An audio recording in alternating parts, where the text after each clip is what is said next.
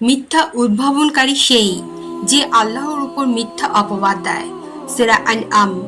মিথ্যা বলা কেবল একটি পাপ নয়, বরং তা ঈমান হ্রাস করে এবং ধ্বংসের দিকে ধাবিত করে।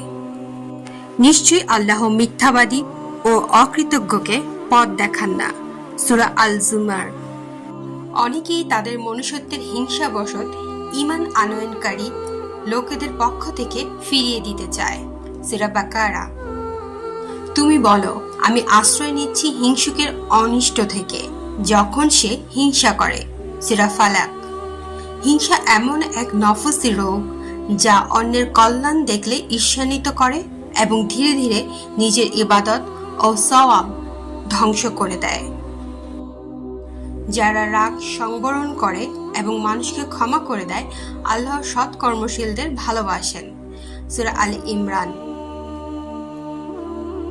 এই আয়াতে আল্লাহ তাআলা রাগ সংবরণ করাকে মুত্তাকিদের গুণ হিসেবে বর্ণনা করেছেন।